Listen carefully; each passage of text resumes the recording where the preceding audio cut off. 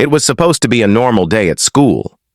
Emma walked into her classroom, confident and ready to present her science project, the one she had spent weeks perfecting. But as soon as she began, laughter erupted.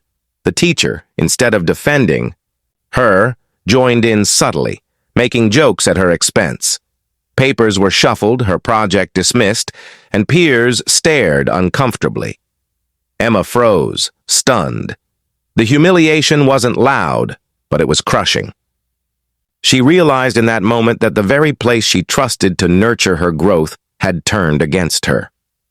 Emma Lopez, a bright and ambitious black student, had always been passionate about learning. From her early days in elementary school through high school, she poured her energy into academics, extracurricular activities, and community projects. She dreamed of scholarships and opportunities that could take her far beyond her hometown. Her science project, a complex experiment on renewable energy, was her pride. She stayed late nights perfecting data, diagrams, and presentations. She trusted her school to recognize hard work and talent, a place that promised fairness, encouragement, and guidance. But subtle biases had been creeping in unnoticed. Snide remarks about her accent, dismissive comments on her ideas, and a consistent pattern of being overlooked for awards and praise. Emma's confidence was about to be tested most harshly. The day of the science fair, Emma arrived early, carrying her project carefully.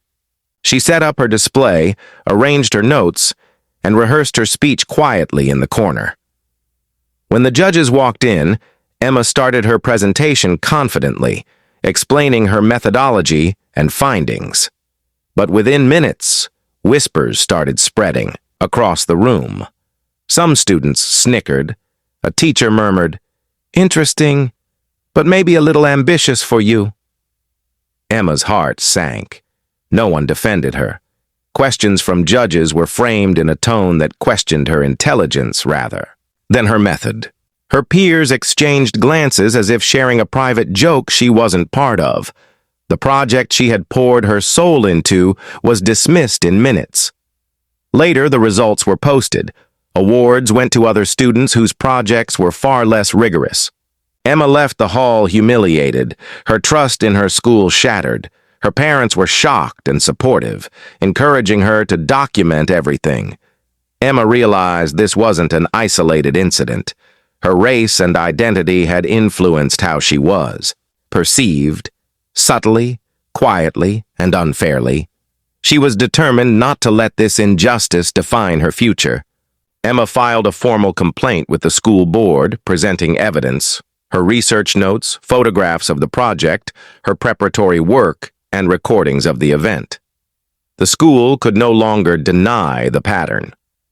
After an internal review, the teachers involved were confronted, and policies on evaluation fairness and anti-discrimination training were implemented. Emma's voice was finally heard, and her dedication was recognized publicly in a follow-up ceremony.